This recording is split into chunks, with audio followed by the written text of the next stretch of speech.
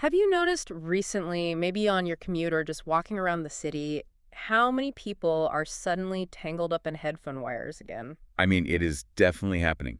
You look around a coffee shop or a train carriage, and those little white cables are everywhere. They're draped over jackets, trailing out of pockets. Which is wild because just a few years ago, that sight would have seemed completely backwards. Right. It feels like a step backward in time. Exactly. Wireless earbuds felt like the final, perfect technology upgrade. They were clean, they were modern, and just completely frictionless. No more untangling a bird's nest of cables in your pocket. Or snagging the wire on a door handle and violently ripping the earbud out of your ear. I mean, we've all been there. We're absolutely the absolute worst feeling. It really seemed like we had finally solved portable audio. But if you look at the market right now, wired headphones are seeing a massive, undeniable rebound. And that rebound is fascinating because it isn't just about fashion, and it isn't just about nostalgia for the early 2000s either. Right. It's also not simply a bunch of audiophiles chasing marginally better sound quality. What we are seeing is actually a quiet, gentle rebellion against always-on technology. Welcome to TalkKast. You know, to really understand why wires are suddenly making this comeback, we first have to establish why we abandoned them in the first place. Yeah, it makes perfect sense. And perhaps what that transition actually cost us along the way. Well, that is the perfect place to start. Wireless technology took over for very obvious, very logical reasons. It completely eliminated friction. Exactly. The ecosystem built around wireless audio is practically effortless. You open a tiny case, and they auto-pair with your phone instantly. And then, if you open your laptop, they seamlessly switch over. It felt like magic when it first arrived. It really did. You can jump from listening to music, to taking a phone call, to sitting in a virtual meeting. All without pressing a single button or plugging anything in. But that magic is entirely based on removing every possible barrier between you and the audio. And maximum convenience always comes with a hidden trade-off. I feel like we are all discovering that trade-off right now. Right. Because wireless audio is so entirely effortless, it quietly expands to fill every single gap in a person's day. That is so true. When you had to untangle a wire and plug it in, you made a conscious choice to listen to something. Now, the default state is simply to remain connected. I am completely guilty of this. You wake up, you put them in, you're walking to the store, washing the dishes, shopping for groceries. You're always plugged in. Having wireless earbuds is almost like living inside an endless, invisible audio buffet. Because it's right there and requires zero effort. You just keep eating, even when you aren't actually hungry. That is a perfect analogy. And just like a real buffet, your brain gets sensory indigestion. Sensory indigestion. I like that. It's true, though. You are forcing your auditory cortex to constantly digest information, which means it never gets to rest and actually absorb the nutrients of what you just consumed. That makes sense. And once that constant input becomes the default state of your daily life, something really interesting happens to human behavior. People naturally start craving the exact opposite. They want a break. Exactly. They begin to actively desire a little more friction, a little more intention, and quite frankly, a little more quiet. Okay, so if we're experiencing this sensory indigestion, I have to ask about the physical side. Because a major reason people cite for reverting to wires is a genuine fear of the technology itself. Right, the health concerns. Yeah. I know people who legitimately think having a constant Bluetooth signal transmitting inside their ear canal for 10 hours a day is slowly frying their brain.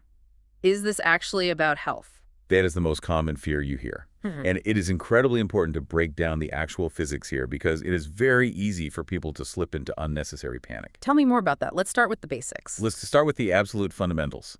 Bluetooth and similar wireless technologies use radio frequency energy. This is a form of non-ionizing radiation. Okay, non-ionizing. That specific term, non-ionizing, is the critical distinction. Right, so that is the difference between non-ionizing and ionizing radiation. Because when people hear the word radiation, they immediately picture X-rays, uranium, and direct DNA damage. Exactly. Ionizing radiation, like an X-ray, carries enough energy to actually strip electrons from atoms. Right. That is what damages DNA and causes serious, long-term cellular health issues. But Bluetooth simply does not do that. It is non-ionizing. So it doesn't have that kind of power. Right. It lacks the energy to alter your cellular structure. The established biological effect of non-ionizing radiation, if you are exposed to incredibly high levels of it, is simply heating. It just generates heat. It generates thermal energy. It doesn't break cellular bonds in the way that people usually fear. That distinction alone probably brings a lot of relief. But what about the duration of exposure? That is a fair question. Because even if it's just heating, people are wearing these devices for 8, 10, sometimes 12 hours a day. And that is where the guidelines from major public health organizations come into play. Organizations like the Centers for Disease Control and Prevention, the UK Health Security Agency, and the World Health Organization all monitor this very closely. And what do they find? For everyday consumer wearables, the exposure levels are exceptionally low. Mainstream agencies confirm that the radio frequency radiation from consumer earbuds falls well below international safety limits. So, if someone experiences a headache after wearing wireless earbuds all day or they have trouble sleeping, it isn't necessarily the Bluetooth signal causing it. According to comprehensive reviews conducted by the World Health Organization, there is no clear reproducible causal effect linking these low-level everyday radio frequency exposures to symptoms like headaches, sleep problems, or general discomfort. That is really interesting. In fact, when they conduct blinded experiments, participants generally cannot even detect when the exposure is happening. I see. So it's not that their headaches are imaginary, but rather that the radio signal itself is likely not the culprit. Precisely. And here is a data point that often changes how people view this entire debate. Right. Real-world studies have measured the actual exposure, and they show that Bluetooth headset power density exposures are actually 10 to 400 times lower than the exposure from the cell phone itself. That puts it in perspective. It really does. If someone is deeply concerned about radio frequency exposure, worrying excessively about the tiny earpiece while simultaneously keeping the actual cell phone in their pocket or holding it in their hand all day, is largely missing the bigger picture. Okay, so if the Bluetooth signal isn't cooking my brain, why do my ears physically ache after a 4-hour virtual meeting? That is a great question. Because something biological is definitely happening.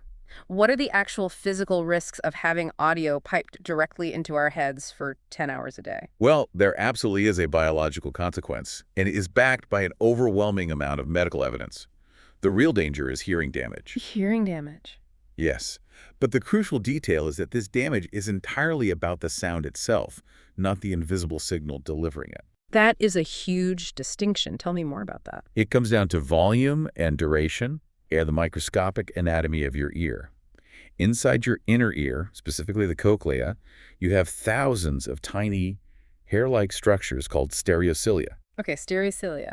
These hair cells bend in response to sound waves, converting that mechanical motion into electrical signals for your brain. That makes sense. When you blast loud music for hours on end, you aren't just sending a signal, you are physically flattening those delicate hair cells with acoustic energy. Oh, wow. And the worst part is, once human hair cells are destroyed, they do not regenerate. That paints a very vivid picture, like trampling grass until it just doesn't stand back up. That is exactly what is happening, and the World Health Organization has very clear metrics on this. They note that listening to audio at 80 decibels is generally considered safe for up to 40 hours a week. Okay, 40 hours at 80 decibels. But if you increase that volume just slightly, bumping it up to 90 decibels, the safe listening time drops dramatically.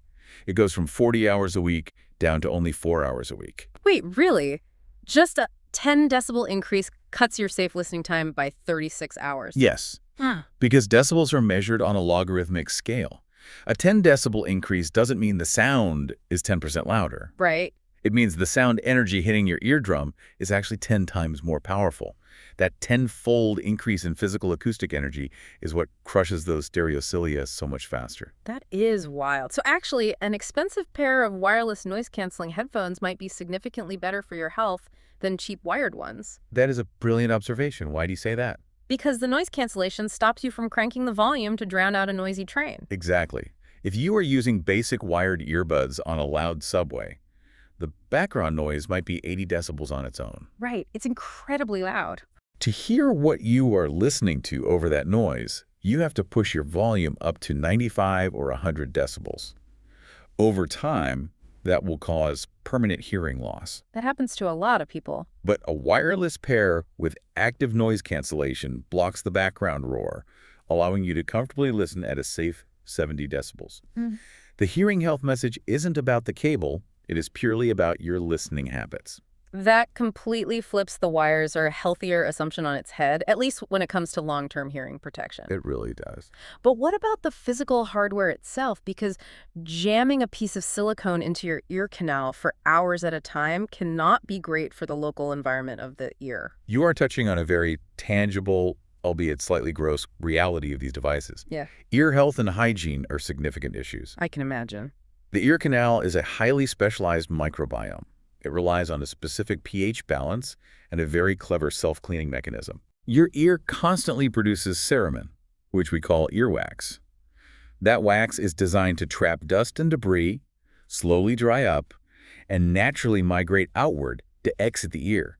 So it's basically a slow-moving biological conveyor belt. Exactly. Now imagine taking a tightly fitted silicone tip and jamming it into that canal for 8 hours a day. Oh, no. You are effectively building a biological dam. You stop the natural outward migration of the wax, compacting it deep into the ear. Furthermore, these in-ear devices trap body heat and sweat. That sounds like a perfect recipe for an infection. It is. You are changing the environment from slightly acidic and dry to neutral, warm, and dark. Medical guidance frequently points out that this warm, moist environment leads directly to bacterial and fungal growth, Which means ear infections. commonly resulting in outer ear infections, yes. Additionally, there is simple mechanical pressure. The delicate skin lining the ear canal simply isn't designed to bear the structural weight of a piece of plastic all day. That makes perfect sense. That is why, after a long day of wearing tight-fitting earbuds, you often experience severe itchiness and soreness. I have absolutely experienced that. You take them out at the end of the day, and your ears physically ache. And this physical reality explains a lot of the migration back to wired over-ear headphone models. An over-ear wired headphone doesn't penetrate the ear canal. That is true. It doesn't disrupt the microbiome, alter the pH, or trap moisture deep inside the ear. It physically feels healthier on a daily basis because it respects the natural biology of the ear. I get what you mean. Okay. So let's synthesize this. The fear of Bluetooth radiation cooking our brains is largely a misunderstanding of non-ionizing physics. Right. And while wired over-ear headphones might save us from ear canal infections, a simple wire doesn't magically protect our hearing if we still blast the volume. Exactly. That means this entire wired comeback we are seeing must actually be driven by psychology rather than biology. That is the core of the issue. Mm-hmm. The psychological angle is deeply profound. Continuous access to audio strips away the transition moments of our lives. What do you mean by transition moments? Transition moments are the quiet gaps between focused activities. It's the 10-minute walk to the grocery store. It's the 5 minutes you spend waiting for a train. It's sitting on a park bench waiting for a friend to arrive. I see. Previously, those moments were naturally spent in silence. You were left alone with your own thoughts. Now, because wireless technology is effortless, we fill every single one of those gaps with an audiobook or music. We never just sit there. Right. We have eradicated what neurologists call waking rest. Tell me more about waking rest, because intuitively we tend to view resting as just sleeping. Waking rest is not empty time. It is a biologically vital state. When your brain is not actively focused on a demanding external task like decoding the language in an audio track or navigating a conversation, it switches over to something called the default mode network. The default mode network, I have heard of that. That is the brain's background processing system, right? Exactly. When the default mode network engages, your brain is doing incredible unseen work. Right. It consolidates short-term memories and files them into long-term storage. Wow. It simulates future scenarios, so you're prepared for what is coming next. It is also deeply tied to self-referential thought processing your own emotions and identity. That is fascinating. If you are constantly pumping audio into your auditory cortex from the second you wake up until the second you go to sleep, the default mode network never gets the bandwidth it needs to fully operate. You know, this really connects to a conversation we had previously on TalkKast, What Your Phone is Doing to Your Brain, about how constant notification-driven task switching completely drains our well-being. That is a perfect connection. We are never allowing our minds to simply idle. We are running the engine at the red line all day. Exactly. We are placing an incredible burden of continuous stimulation on our minds. We are outsourcing our internal monologue to whatever content happens to be playing. That is a powerful way to frame it. And this is where the physical nature of a wired headphone reveals its psychological power. A wire introduces friction. It serves as a physical boundary. How does a simple wire act as a boundary? Think about the physical action required. With a wire, you have to pick it up, untangle it, physically plug it into a port, and deliberately place the buds in your ears. Right. It takes effort. It forces a conscious, deliberate choice. You are making a physical declaration. I am choosing to plug in and listen to something right now. When you are finished, you have to physically unplug it. It fundamentally prevents passive, unconscious consumption. That is a useful way to look at it. A little inconvenience is actually highly protective. Very protective. The wire physically tethers you to the device, which acts as a constant visual and tactile reminder that you are actively using technology, rather than the technology seamlessly and invisibly living inside you. That physical tether creates a psychological separation. It signals an endpoint. Which wireless completely lacks. Right. Wireless earbuds are explicitly designed to disappear into your life, to the point where people literally forget they are wearing them. They leave them in during conversations, during meals, during quiet moments. I see that all the time. The technology becomes a permanent appendage. Yeah. A wire refuses to be ignored. It limits that creeping automatic use. So what you were saying is people are actively choosing wires precisely because they are slightly annoying to use. Yes. They are a physical tool used to enforce a psychological boundary. If you feel digitally saturated, if you feel overwhelmed by constant connection and endless streams of content, removing the battery, removing the charging cycles, and removing the invisible pairing process is genuinely calming. Right. It removes one heavy layer of technological complexity from your day. That actually makes sense. I can see how returning to a simple analog plug feels like taking a deep breath. Exactly. It is a way of reclaiming control over your own sensory environment. You are actively opting out of the ecosystem of absolute convenience. And that brings us to the most important insight of this entire trend. Wires are making a comeback because they offer something that modern technology usually tries to destroy with every new update. Right. They offer limits. Limits. That is a powerful concept in an era of unlimited access. They limit automatic unconscious use. They limit the feeling of being always paired and always available. Right. They limit the temptation to flood every spare, quiet second of the day with optimized content. Wires limit the pressure to be constantly consuming. That explains a lot. By accepting the minor physical inconvenience of a tangled cord, people are successfully buying back a tremendous amount of mental space and intentionality. It makes you wonder what other highly convenient technologies in your life might actually benefit from a little bit of intentional friction. That is the real question. Thanks for listening to TalkKast.